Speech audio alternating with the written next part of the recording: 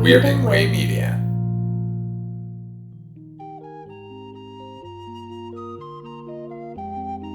Right, Mr. Walters? You see that guy over there? Now, he's an actor. The guy on the phone, he's a prize fighter. Me, I'm a cab driver. I'm the only cab driver in this place. Good evening and welcome to Night Mr. Walters, a taxi podcast. I'm HP, your co-host, and with me as always is my co-host, Father Malone. Father Malone, how are you this evening? I'm good now that I'm not watching this fucking episode. Oh boy, that's not a good start. We're talking Taxi Season 4, Episode 8, Fledgling, written by Ken Eston and directed by the estimable James Burrows. See what I did there? Reminder, we're doing these shows in broadcast order, not in order of filming. This is one of those shows where that's doubly important to note because this one, you can tell, especially if you judge it by Elaine's fashion. This was filmed, I think, back when they did the On the Job twofer. Do you remember that? Where when Alex was a security guard and he put on his own little show. This was basically dates back to that season, to the previous season, but I don't know why. That was a million years ago, it seems. Feels like it. Feels like it. They was just sitting there, and they were like, "Oh, we need to fulfill a quota here. Pull that one out." I don't know why, but what also brands this as coming from an earlier time is obviously we will find out the presence of Bobby Wheeler, who I don't really think we've seen much of this whole season. I think he was in one episode, and very short amount of time in that episode at that. So yeah. So this was I say that in every episode of this podcast. We're broadcast order. People will go, "Ooh, why do you have to keep saying that?" I'm telling you why, because this is important. Oh, before I even get started, Father Malone, I would be remiss if I didn't note this. I check the show's statistics every once in a while to see how we're doing, downloads, and who's enjoying the podcast. And I've been shocked in the last week and a half, Father Malone. There have been a spike in downloads from, get this, Vietnam. Whoa. Where apparently someone or some folks in Vietnam are starting to dig into the show. They're going through the whole catalog. I couldn't be more pleased. It's not one particular region, by the way. Some of it's coming from Hanoi. Some of it's coming from Ho Chi Minh, different provinces in Vietnam. So I could not be more pleased.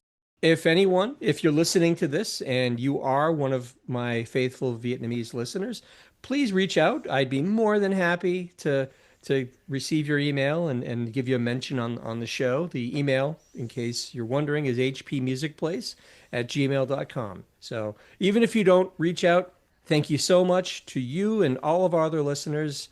It's greatly appreciated. So with that, we're going to kick mainly off. the one in Vietnam. Well, it's not just one. There's many in Vietnam, apparently. Howdy, everybody in Vietnam. I'm looking forward to hearing from you. Definitely write in. Please do. Please write in. And like I said, we'll try to give you a mention. So let's get into this episode that you're so looking forward to, Father Malone. We kick things off in kind of an odd setting, Father Malone. Elaine and Alex are in what appears to be the worst set decorated apartment corridor ever. This might be the laziest taxi set that we've ever come across. I've seen high school plays with better set dressing than this, Father Malone. Did you notice this? I did right away. Yes, it set a disturbing trend for the rest of the episode. Although I was pleased to not just start in the garage again. Yeah. Because we just seem to be hanging out in the garage a lot lately. There's a lot of that. And I think you made the point recently, I think it was maybe the last episode or two, where you basically said, this feels just like a workplace sitcom. And Taxi always felt like it was striving to be better than that. So this move away from the garage kind of takes you out of that workplace generic sitcom vibe. So I agree with you there. That criticism is going to come back so hard by the end of this episode. Yeah, well, let's sally forth here. Tally Alex, ho. Tally ho, Mr. Smells. Sorry, I went sort of Caddyshack there. Alex is toting a painting, like a big painting under his arm, while Elaine is preparing to knock at the door. They're arguing. Alex doesn't think they should go in, but Elaine says this might be their only chance to meet the one and only Craig Egan. Who is Craig Egan? We're going to find out, Father Malone. He's not known to us. Certainly wasn't mentioned in any other episodes, but let's see what he's up to here. He's famous, I tell you. He's famous in the world of taxi. He's apparently a very famous artist. Alex is wary of stories that he's heard that this guy Egan is a recluse, but Elaine dismisses them as exaggerations. Elaine knocks and a curt voice from inside tells him to go away. Elaine explains that she's from the Hazelton Gallery. By the way, did we ever actually hear her use the name of the gallery? That because Hazelton, for some reason, it reminds me of the word Ovaltine. Hazelton. It sounds like some sort of breakfast drink, but that's where she works, the Hazelton Gallery, apparently. Had no idea. Good to know. When I'm doing my tour of fictional New York, I know where to stop. You will go to the Hazel on your way to Mario's for a bite, perhaps. Absolutely.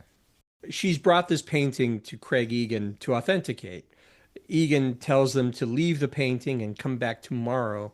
But Elaine, we're seeing the first glimmers of this persistence that Elaine, I call it motherly instinct. Oy. She gets annoyingly singularly focused on something and she will not let it go. She says, "Well, can we at least open the door a little bit and you can see?" And then Egan cautions them about his dog, at which point a clearly imitated dog growl and bark can be heard inside the apartment. This episode has spared no expense.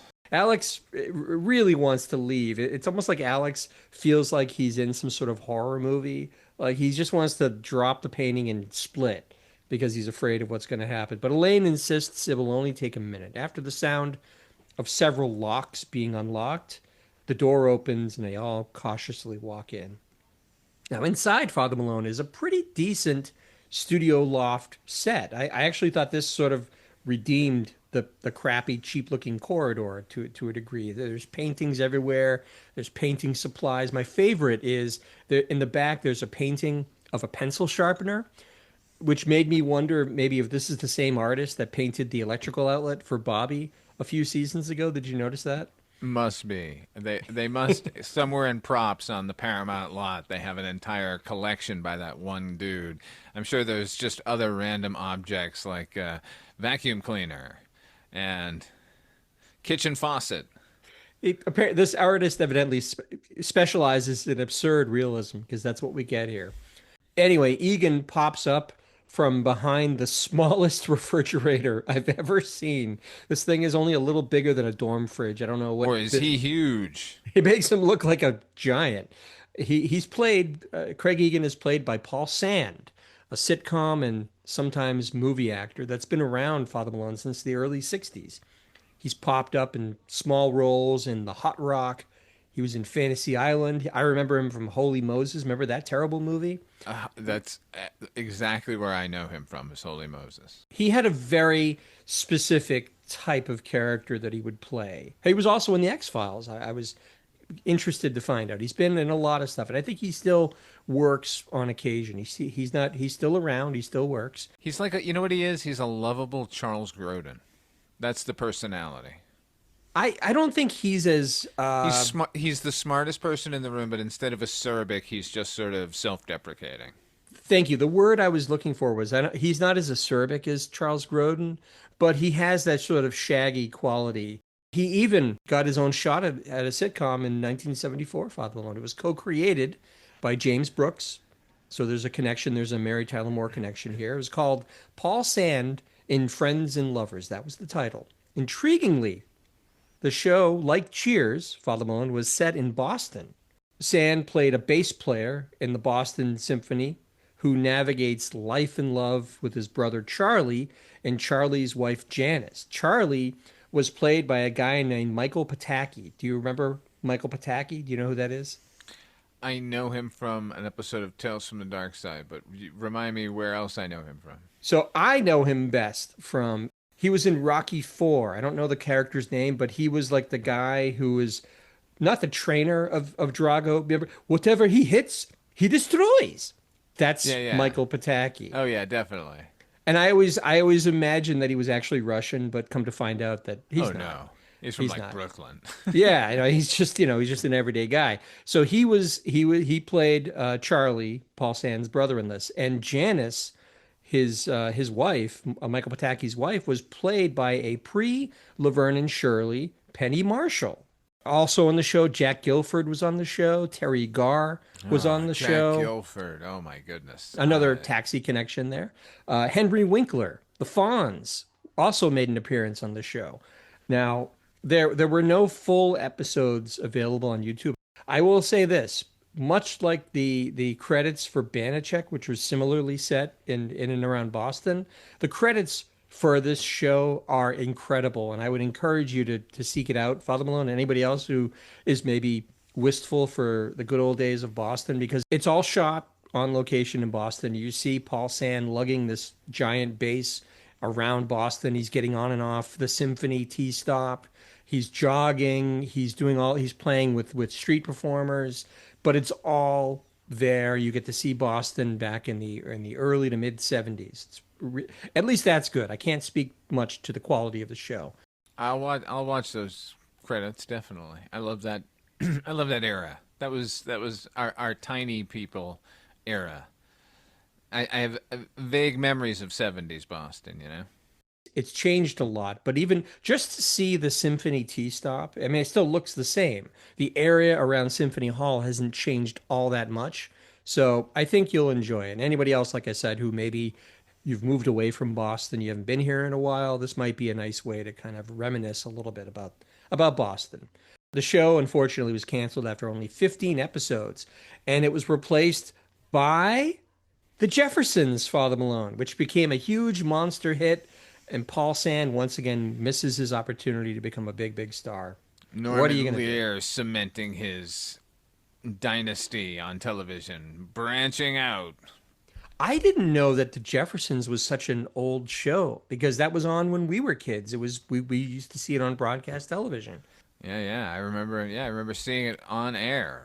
Yeah, So I don't know. It must have ran for over 10 years, I would surmise. But nevertheless, back to Craig Egan and his apartment here.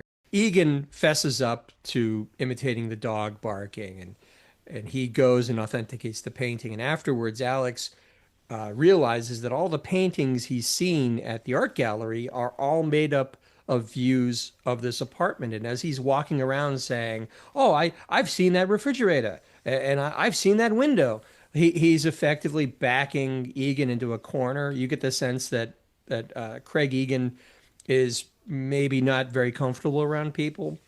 Elaine compliments Egan as a genius, and there's some awkward back and forth.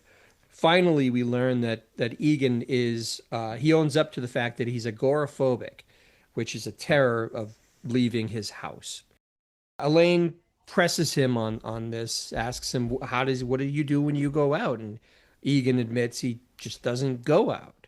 Now, at this point, I'm feeling like we're getting in trouble with this episode, Father Malone, because Elaine gets this gleam in her eye that we've seen.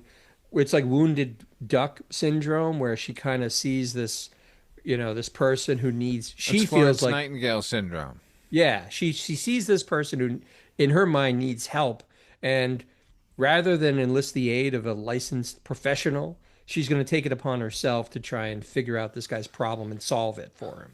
Yep, what a terrible idea for a sitcom half hour. What we're witnessing right now. As soon as she started zoning look, if this episode had been about her mania and her need to do this, then I might have been fully on board, but it's not.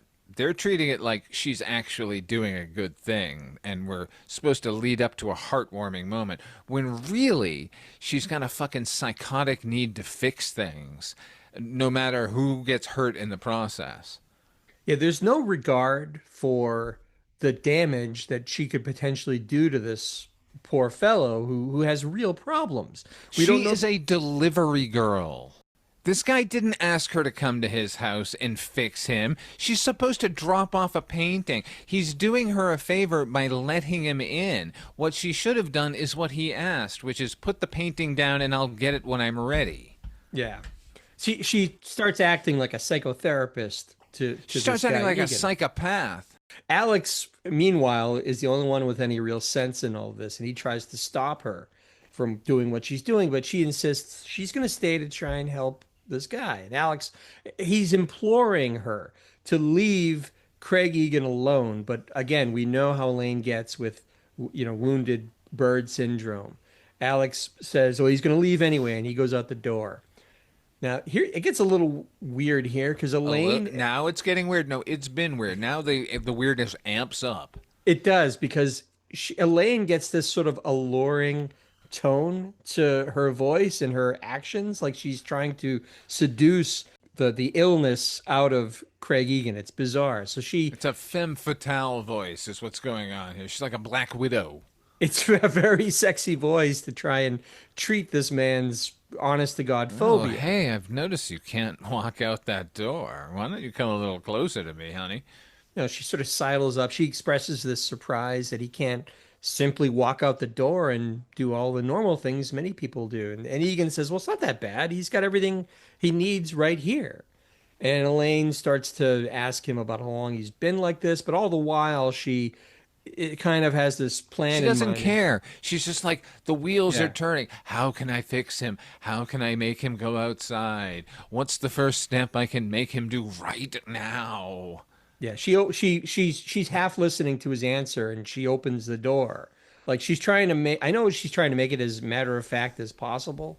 But again, she has no business trying to treat someone with a legitimate psychological issue. So she opens the door, she leads him to the door by the hand, insisting that they're only going to take one step into the hallway. What is happening right now? She just met this guy. He's like, I'm an agoraphobe. You know he's been like this for years and years. Yeah. And like he even kind of makes a joke, like many have tried, like haha, like please stop. Yeah. Don't do this to me. He's trying to be as nice as he can because it's obvious that she's not well, like you said, he says it, but she's not the first person to try and tackle his issues. But rather than break down and freak out about it in front of her, he's trying to be nice and make a joke out of it. But there's some real seriousness of what's going on here. So anyway, she does coax him into taking one step out the hallway. And then he gets super excited. He's like a child, like, "Oh, I'm going to do it again. Here I go. All right, just me this time, okay?" And he like jumps and comes back and jumps. Completely And then, false. So it just feels so fake that he's like, yippee, I've been waiting for somebody to come in here and fix me. yeah, it's super cringy and super just fictional. It doesn't feel authentic. Yeah, at like, all. by the way, is that how agoraphobia actually works? You just need a beautiful redhead to drag you outside, and then suddenly, oh, I'm cool now. Elaine is lucky that he didn't have an episode and hurt her or hurt himself in the process. See, that would have been an acceptable, like, end of Act 1, where she takes him outside and he has such a panic attack that he has, like, a stroke, and she's ruined his life. That I would have accepted. The only other scenario where I would have accepted this HP, and I'm just going to be a pig now, is if she had gone naked out into the hallway. Like, come on. Like, then I'd be like, okay, yeah. Like, even the worst agoraphobe in the world would be tempted out there. But just the sort of mommy, like, take me by the hand, like, let's go out together bullshit, I am not buying. It's irksome, but if you go with like the naked or scantily clad, then you've crossed into Benny Hill territory, and you've lost the thread completely. What thread? This is Bonkersville. This is no longer about taxi drivers and their lives. The credits of this show is from that first episode of Taxi, where he's like, I'm a cab driver. He's a boxer. He's a blah, blah. He's a blah, blah, blah, blah, blah. This is about cab drivers trying to make it in New York. And here we are. Fucking Elaine is solving the problems of an agoraphobe art. Oh, okay. Please continue. It's not aspirational. It's not a slice of life. At least but, it's not aspirational. I'll give it that. See, I thought you were going to look at it as a positive in this case, but whatever. I guess it is what it is. So Elaine, seeing this happen before her eyes, she's happy and she crows about how she can't wait to tell Alex as we fade to commercial. I can't wait to tell Alex what a psychopath I continue to be. He's going to be so happy that nothing happened in Europe. I can't wait to tell him all the psychological damage I've inflicted on this poor man. So we fade back in. We're back in the garage, the dreaded garage at this point, as Alex is reading the paper by the coffee machine. Elaine walks in and tells Alex that she must talk to him. I must tell you of all of my experiments with this new subject. He's coming along swimmingly. Something very Burnsian about how you just said that. You know, Burns being the one from season one who was secretly sabotaging their whole world. It's moved on to Elaine. That's the demon had to go somewhere, I guess. It's parked, nestled in the frontal lobe of Elaine Nardo. So Alex makes a few dumb jokes about Elaine's nursing abilities, and Elaine tells Alex she's making amazing progress with Craig, and this it only incenses Alex even more, rightfully so. I like that he's actually he's making fun of her when she comes in, and it's pretty funny actually. Like, oh, come over and fix me too. Well, you could read it a couple of ways, Father Malone. You could read it that he's legitimately upset that she's playing psychiatrist with this poor guy, or you could read it as maybe he's feeling a little bit jealous that she's directing all this attention at this guy. Or you could take it as just accepting that this is another quirk of one of my idiot friends here. Just like Reverend Jim would walk in and go, I bought a racehorse. You'd be like, okay, Jim, I guess we're going to deal with that now. Plus, he had to fucking stand there extra time and wait. You know what I mean? He probably waited in the cab for her forever. Oh, you mean when they were at the apartment and he's like, well, I'm out of here. I split. And then she's like, dealing with this crossing the threshold business. I could see that. Alex tells Elaine that she should get Egan to a qualified doctor. He's the voice of reason in all of this. It's insane. This is usually the reverse, by the way, right? It's usually Nardo going, what are you idiots doing? Stop this behavior. She's the one who convinced Alex to take Latka to the psychiatrist to treat his, multiple personalities. You know what sucks is this makes me really not like Elaine Nardo because this is actually damaging and crazy what she's doing. But ordinarily when she's the voice of reason, it's like they're going gambling. Like, yes, of course she can be the fuddy-duddy, but like when the tables are turned, like, can't it just be like she's spending too much money or something, or you know what I mean? Like she gets addicted to fucking, I don't know, coffee, but it has to be this thing where she's actually psychologically breaking another human being. And the thing is, there's no thought to it, so it's not even like she's being evil about it. Because if that were the case, HP, I'm on board. If this was Elaine Nardo going, watch what I do to this guy. Right. I will bet you that I can destroy this man in it's like how to lose a boyfriend in 10 days. Like if there was a prologue scene where like somebody like say Louis was making fun of her, like she couldn't seduce anybody actually, and go like, well, I'll show him. And then the rest of the episode is this, and it seems like really warm-hearted. And at the end, she's like, fuck it, I did it. I destroyed him. I told you. Well, yeah, I can see they're in Mario's and she's like, I'll seduce anyone in this. And they're like, okay. And he taps on the paper. This is the guy. And it's like, well, she reads this article about this famous, like shut in. And now she's got to figure out how to get through to him. That would have been sitcom-y in its own way, but at least it would have made more sense. And maybe she might have fallen for the guy despite the fact that it was for a bet. It's totally sitcom idea, yeah, but still, what we're getting is total sitcom town anyway, except we're getting a one-way ticket to Maudlinville. Look, we already talked about Paul Sand. He's a very specific type of actor, but if you're going to have him be in a Taxi episode, his strength is his eccentricity. You could have had him in any manner of roles or something Right. interesting, but yet this whole thing just makes me kind of hate Elaine in the moment because I don't understand what she's after. What, like, yeah, like they could have done literally anything with their sitcom-y bullshit here, and they're like, I know, let's make her a total villain. She's like Iago here, man. Like, what is her motivation? Shakespeare, it's become And that's the Shakespearean. thing. Iago has no motivation other than villainy itself. Like, this is okay. It's not a good look for her or the show. Elaine as Iago. I really like this idea, actually. So she brushes aside all of Alex's criticism and she tells him that Well, Craig is walking to the mailbox now, and they even had lunch on the fire escape. Elaine is thrilled to see this guy's progress into the outside world and says she's figured out how to do it. Her plan is to take Egan in her cab and drive him to the garage. Why? Well, her reasoning, I'm glad you asked. Her reasoning is she's already told him about all the other cabbies Who and vice cares? versa. Bring them by. He's got a great pad. Yeah, just take them up. Bobby, I'm sure would love to see this cool, swanky, artistic. That, you know what, HP, that could have been an episode where I'm going to throw a party. I'm not comfortable with the outside world coming in here either. No, you're at least going to make that concession for me. Here come the cabbies. Instead of this boy in the plastic bubble in a checkered cab, man. You know, when you say that, I'm reminded of the fact that a lot of the best Taxi episodes took place at parties or large gatherings. Remember the art gallery where they were going to auction a painting? That's kind of a party. When they went to the houseboat party, they thought was Woody Allen's big famous masquerade You party. remember like Elaine didn't want to invite anybody because she was all embarrassed by them?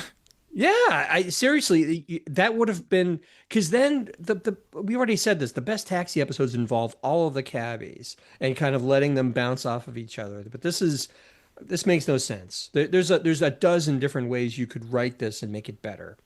And I love the fact that you, the writer, are just coming up with good idea after better idea than what we actually had delivered to us in this episode. Well, in fairness, clearly they recognized how bad this is because they kept it under wraps for like an entire season. And this must have been aired simply out of desperation. It had to have been because it's a fully produced episode that they sat on for almost the season. It's insane. Hey, man, they paid for Paul Sand of Paul Sand's Your Friends and Neighbors. So anyway, it's like the cabbies and this guy already know each other, so he'll feel comfortable coming to the garage in the cab. Alex, again, he's the sole voice of reason here. He tells her that she could do irreparable damage to this guy, and she would never forgive herself. And then in this moment, she gets weirdly vulnerable. Elaine gets weirdly vulnerable and admits that she's scared too, but asks Alex not to. This is all you're doing. She asks Alex not to, quote, take this away from her because she feels so worthwhile. That's a direct quote from this episode. She's really doing it selfishly, so she feels like she's accomplishing something. Egon has gone bye-bye. What do you got left? It's Ray insane. has gone bye-bye. So, and furthermore, Elaine insists that she's only doing what the accepted practice with phobias is. You give people gradual exposure over time, that's so surface level. Are you two dating? Like, what is the gambit with you? Elaine, you do realize you have children at home, right? Where are they right now? Maybe her kids are just like, they're at that age where they're kind of embarrassed by their parents. Maybe they don't want to deal with mom for now. Teenagers. Maybe she just feels the need to baby anybody, that this is the first guy that she came across with a legitimate need that she feels like she can address. You know what this episode needed? We needed to meet his son, played by that kid who played Tanner in that first season episode where Louis took him for all of his money he was that rich kid. Like, that character should come back and be this kid's son, this guy's son. And then it would be a fucking backdoor pilot for a series, because that's what this feels like. I kept thinking the entire time, like, is this going somewhere? Like, is Ken Berry gonna jump out and start doing his cabaret act at this point? You okay, man? That is the textbook example of the backdoor pilot. The Brady Bunch episode with the Three Musketeers, the kids that are getting adopted by this cabaret performer and his wife, who just show up and are suddenly friends with the Bradys for one episode, then we never see them again. Yeah, but they set it up beautifully. Boy, you had me going. So she begs Alex basically to agree to this, and somehow he does. he capitulates. That didn't make any sense. Side note, just before we fade out to commercial, we see that both Tony and Bobby are sitting at the poker table. We made mention of this earlier. This is only the second episode this season I that did Bobby appears gasp in. when I saw Bobby. I'm like a ghost. Like he doesn't say anything in this whole scene. He's just there playing cards with Tony. It's crazy. If this series were airing now and they had this episode to air, do you think they would just digitize him out? Just wipe him out of the scene. Yeah. Just cut around him, and if he is in a scene, just go, well, just paint him out. I think it depends on how acrimonious the split is now. Because if it's a situation where he's, it's I a bet he mutual wasn't thing. stoked to be fired. He did speak at times about how he didn't feel like he had a real place on the show after a while, which it's hard to disagree because it's a packed cast. I mean, it's hard. They could have. I mean, they've done similar things. Like what's an example of something like that now? Is there an analog? Well, you remember could when point to? that terrible fucking movie came out? Zack Snyder's Something of the Dead. It took place here in Las Vegas. It was idiotic. And there was some comedian who was like really problematic and Me Too afflicted, and they replaced him with Tig Notaro, like wholesale. They just like wiped, like painted him out and painted her in. Yeah, well, that there was a Kevin Spacey movie that they did that with too. It was like All the Money in the World. With Christopher Plummer, yeah. Yeah, with Christopher Plummer. I mean, I think I might be mistaken, but wasn't Christopher Plummer like nominated for an Academy Award for that movie that he just He may replaced have him in? been. Yeah, I could see It's that. basically like playing like Emperor Palpatine or something, right? They just put him on a green screen set and they make him do the Yeah. lines. Now He's done acting pretend. with anybody. Yeah, I mean, I could see that. I could see that. But it's knowing now how the story ends with Jeff Conaway. It's a bummer to see that the end has finally come, despite the fact that maybe he hasn't had some great episodes in the last season or so. I'm gonna miss the character, and by extension, I'm gonna miss Jeff Conaway. So it is weird to see him. It's a bit ghostly. I agree in this particular episode. We fade back into the garage. It's late. It's only Alex sort of sitting tiredly in front of the cop. By the way, before I go any further, this is my favorite part of the whole episode, and this is maybe the only reason to actually watch the episode. The scene that we're about to get into, Father Malone. You could take this whole scene out of this episode and it would not have made a single lick of difference. But I kind of appreciate that it's this oasis of some fun comedy. This has nothing to do with the larger problematic issue of what Elaine's doing to this poor guy. That's what I like about it. Louis and Alex kind of strike up a conversation during which Alex is admitting to Louis how he's uneasy with Elaine bringing Craig to the garage. I think this is meant to be the night before she comes the next day. Then Louis goes to his cage and he emerges with this dusty bottle of wine. Now, what I like about this is it feels like the typical scene where I guess it's time to crack this bottle open and we're going to share a drink between two guys or whatever. But that's not the way it goes. So he tells Alex that this is an expensive vintage bottle of wine that he got from one of his first fairs in 1957. Actually, and it makes me marvel at the fact that Louis has been doing this for so long. Yeah, I think if we go back and look up some of the dates of his service record and stuff, I don't think that'll actually match up. But No, you're right. And his whole the high school reunion episode, like I think maybe there's a little bit of fast and loose playing with the dates. because yeah, I mean the high school reunion episode was in the first season, which was 78, which would mean he graduated in 58, which means he was 17 and doing this rolling fucking celebrities for their wine. It does seem a little far-fetched, but you know what? Like I said, I'm going with it I'm suspending disbelief for the sake of this episode. Just when you think that Louis is going to open this up for a heart-to-heart with Alex, he tells Alex he wouldn't break open a bottle of Yoo-Hoo for this conversation. But Louis continues this chat with Alex. The way Louis sees it, Alex went against his better judgment and trusted Elaine. And Louis says, we've all paid for trusting quote unquote skirts. That's Louis' parlance, not mine. Louis tells Alex the bottle of wine came from none other than Errol Flynn. Louis tells this story about how Errol Flynn came into his cab with two beautiful women, smiling. He's carousing. Flynn told Louis to take him to the Hotel Pierre. When they got there, Errol Flynn is passed out cold. So Louis and the two women, they roll Errol Flynn for all of these Me and the two work. chicks rolled him. We and the two babes rolled Babes. him. Yeah, which is a turn of a phrase that you don't hear much nowadays. You rolled them for the dough. So Flynn had on him $184. He had a pirate knife, and he had that bottle of wine. Louis was thrilled. All the women wanted was the knife and the wine, so Louis took the money. Then they mugged Louis with the pirate knife and sold him the bottle of wine for $184.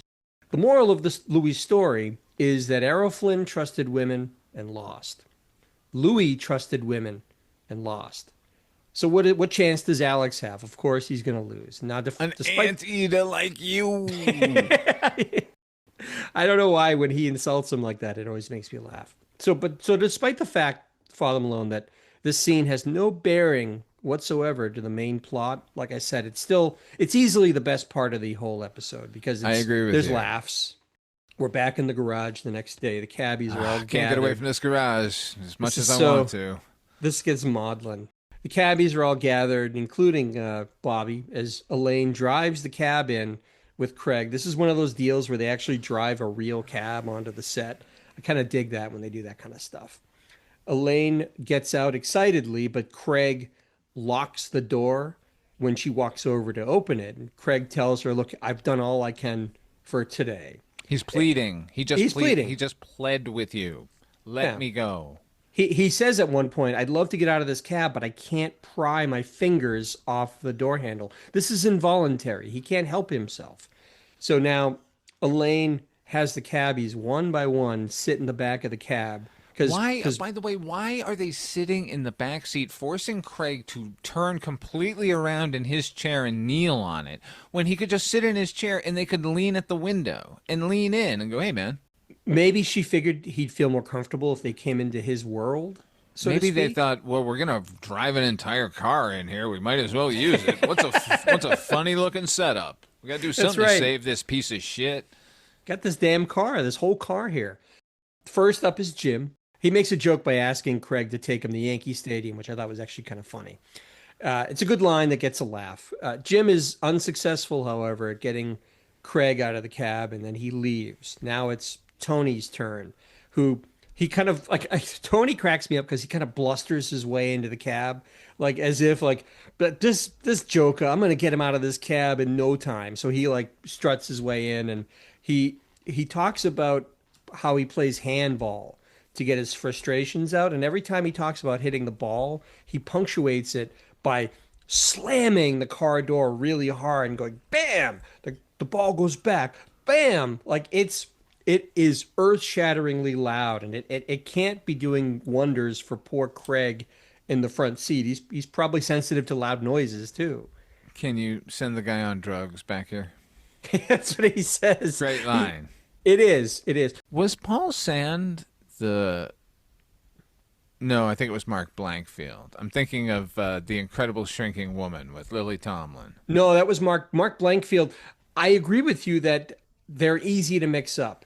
And in fact, Mark Blankfield appears in a subsequent episode, also coincidentally an Elaine-specific episode, but he appears on Taxi in a guest spot. They're very similar for some reason. They're linked in my mind too. He also appeared in an episode of Tales from the Dark Side produced by Tommy himself, TJ Castronova, just a few Get years the fuck after out that. of here. Yeah. What was the episode about? I forget. There have been so many.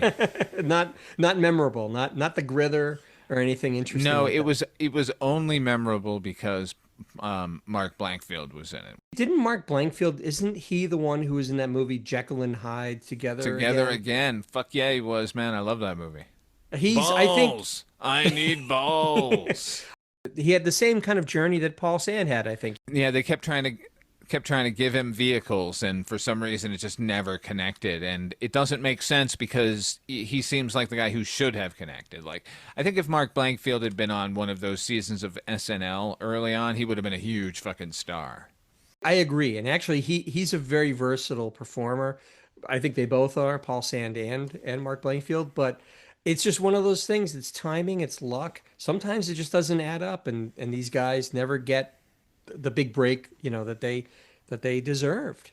Which is not to say that Mark Blankfield had a terrible career. I mean, the guy worked consistently. It sounds like. Yeah, he Tales was from in Dark Side. the Jerk 2, the television sequel to Steve Martin's The Jerk. You probably don't even know the taxi episode that I'm referring to that we have yet to get to with him. But what's funny is it actually does not lean on his comedy skills. He's actually called upon to be a bit of a suave and debonair character, which I Love would it. not I would not describe Mark Blankfield as suave and debonair, but I guess we have that to look forward to. Tony strikes out. He leaves the car. Now, next up is Bobby, who gets into the cab and he lights up this Fat Cat cigar almost immediately. I don't know what's going on with that. Like, It's weird. He's dressed up Bobby. He's got a sport coat. He kind of looks a little like Judge Smales from Caddyshack, and he just has this air of like superiority they should have just immediately. cut this entirely. The whole sequence, or just Bobby? Just and- Bobby. I mean, look, the entire episode should have remained where it was, but I would have cut Bobby's scene entirely. See, I disagree because Bobby at least had a laugh or two for me because what happens is he gets in and he launches into this story to Craig Egan about how acting and how scared he gets every single time he goes out on that stage. But then Bobby offers this Peter O'Toole quote that, hey, if they think they can do it better, then why aren't they up here? Yeah. And so then the funny part of it is that Egan says, well, yeah, but what if Laurence Olivier, Marlon Brando, and Lynn Redgrave are all sitting in the audience? And this is like a possibility that never occurred to Bobby. So he goes, they are? And he says, well, what if it's an actor's benefit, Bobby? And every amazing actor there ever was is in the audience. And this totally punctures Bobby's self-confidence and it reduces him to this shell. I think Alex at this point comes over and all you hear is this like looped in voice of Bobby saying, Alex, I stink. I don't know why, Father Malone. It's goofy. It's a throwaway thing, but it does make me chuckle to hear him say that, to be so deflated by this guy's logic. I like that part of it. I think first season Bobby would have said that. I think fourth season Bobby would have said, the answer is, I'm still the best actor in the world. Yeah. And then he would have popped his collar and strutted out of the car. And go, you can stay in there if you want, loser. What do you know? Hey, yeah, I'm still me. But anyway, so Bobby ends up I would leaving. look at those audience. I'd look at them all in the eye. And then he would do some like big dramatic reading and go, and that's what I would do. That's right.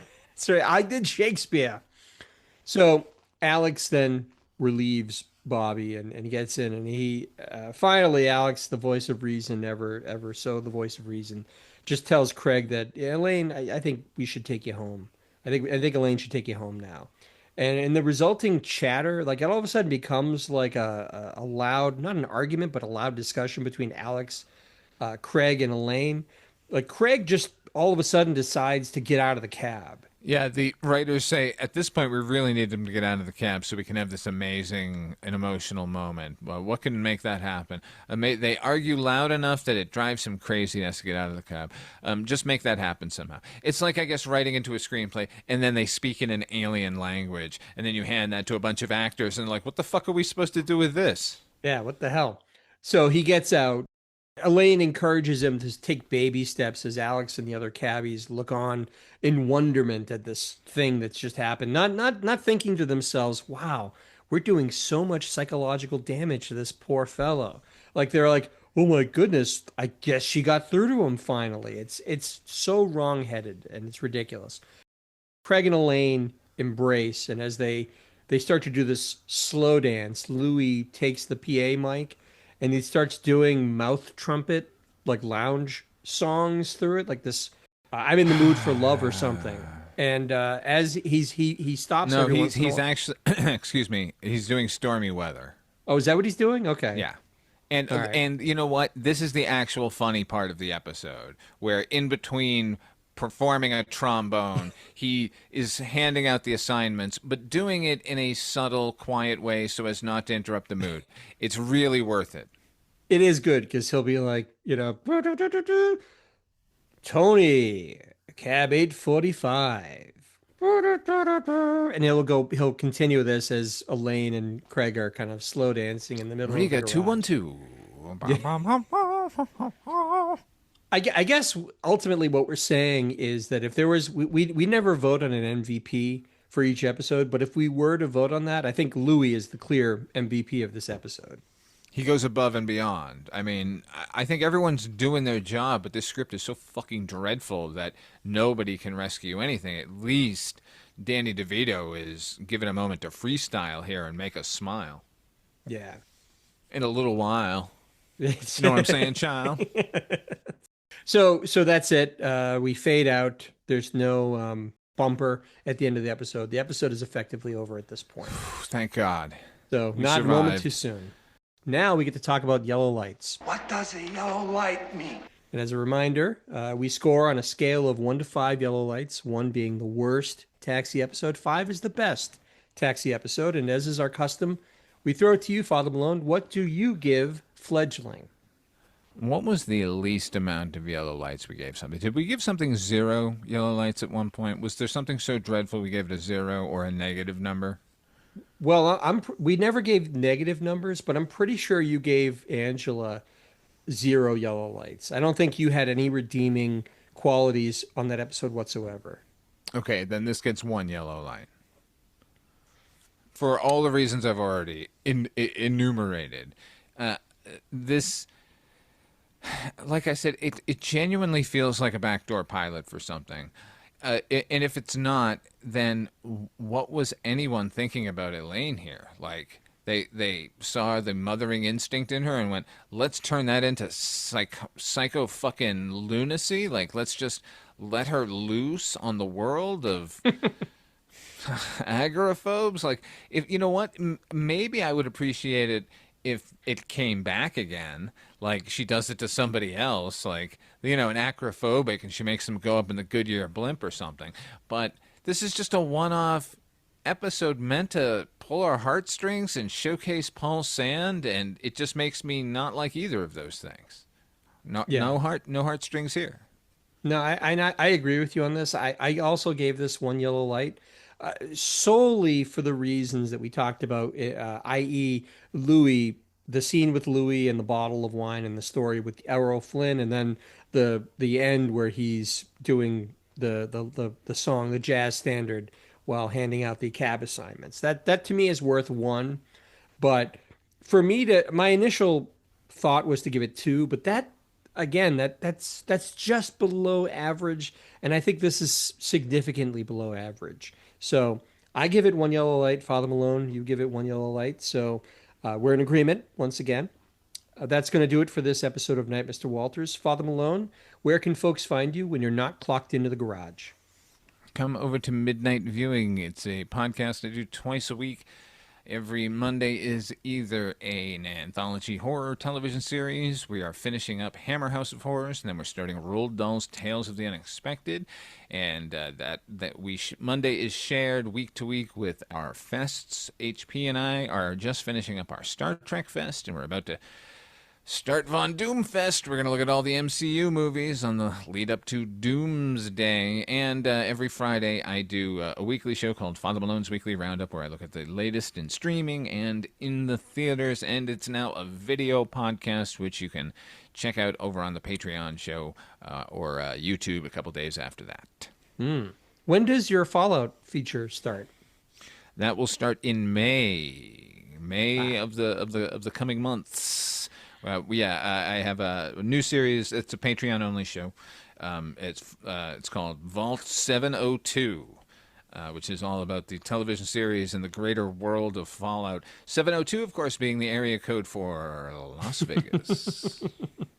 So you're going to focus on New Vegas for at least part of this? Absolutely. And my co-host is also from Vegas, and so it's going to be an interesting. And she's a total fucking Fallout nerd, so it'll be an interesting conversation. There you go. Look forward to that. For myself, Uh, Father Malone's already said it. We do. We've been doing Trek Fest, preparing to do Von Doom Fest. Those are fantastic. A lot of fun. Hope you check those out. I also host the Noise Junkies Music Podcast, and I also have a Bandcamp site, hpmusicplace.bandcamp.com. Yeah, it's true. The rumors are true. If you have any interest in any of my musical nonsense, you can check it out there. Thanks again, everybody, for listening. Please feel free to subscribe to the podcast, write a review, or rate us. We'd love to hear from you. And I'll reiterate the email address is hpmusicplace@gmail.com. Once again, for Father Malone and myself, thanks so much for listening, and we'll see you again next time.